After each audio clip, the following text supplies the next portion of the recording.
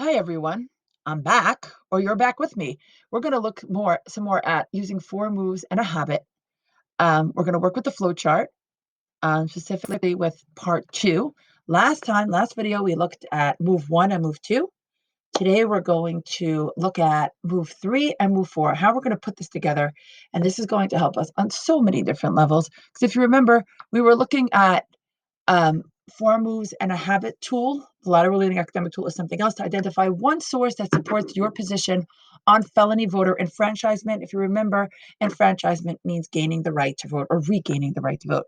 So we were looking at four moves and a habit at the flowchart. We looked at move one, where we looked up previous fact checking, and we also skimmed the article in an upstream source, meaning the original source. And we looked at all different ways of doing that and the notes and all that. And now we're up to move three right here.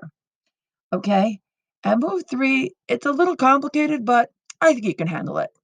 Because move three, it says in new tabs, conduct web searches of the source website and the authors to find out what others have said about it.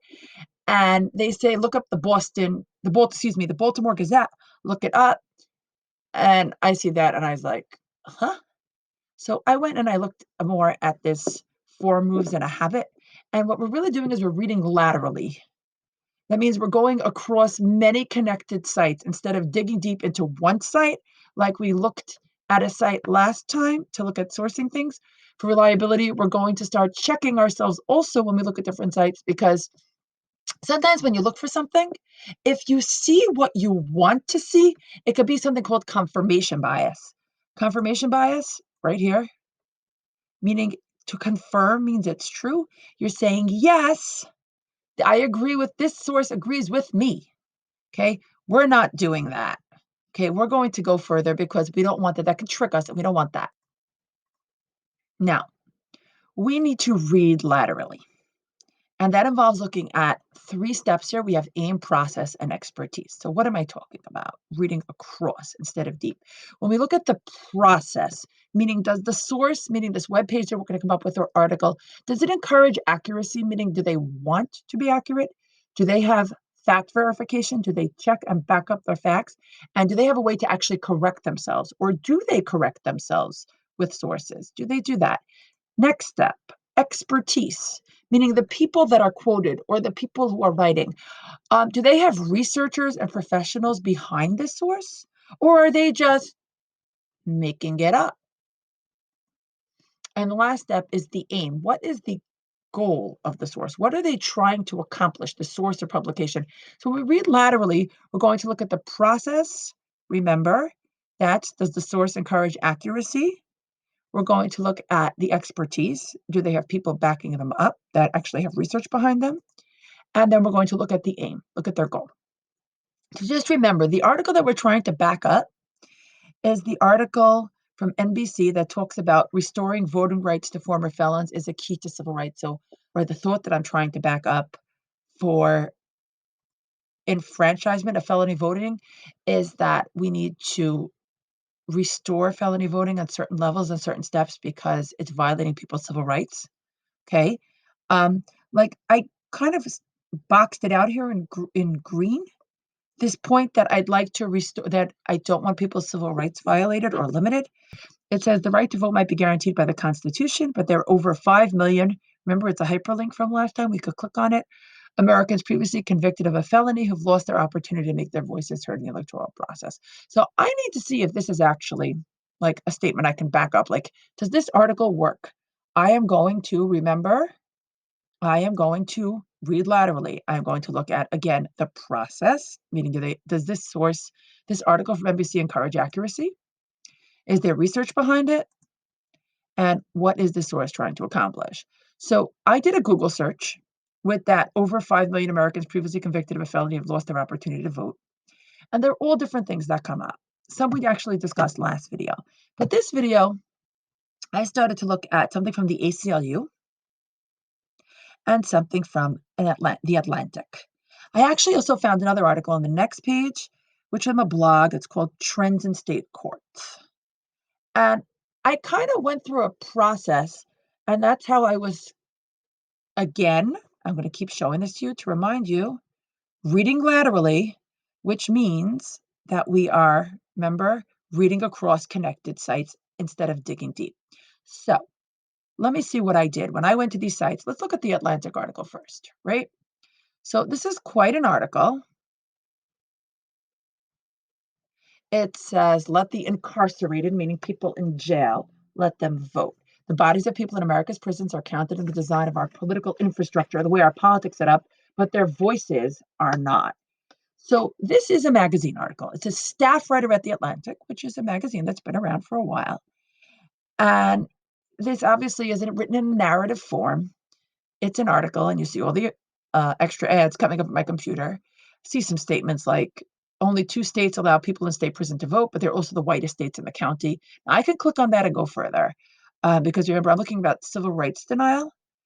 And I saw something further down, and I found it interesting. While people in prison lose the right to vote in all but 2 states, most of the roughly 746,000 people are in jail on any given day still have the right to vote because they're being held pre-trial and not yet convicted of any crime.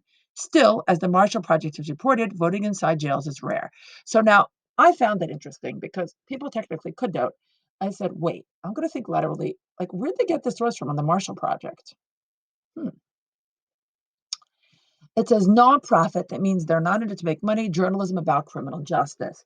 Unlocking the votes in jail. So the majority of the 745,000 people held in local jails can vote, but few do. Advocates say it's voter suppression on a national scale.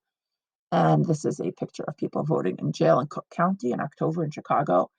And I started looking at this Marshall Project piece about people voting in jail. And I also looked at it partnered with Slate, which is a reporting agency.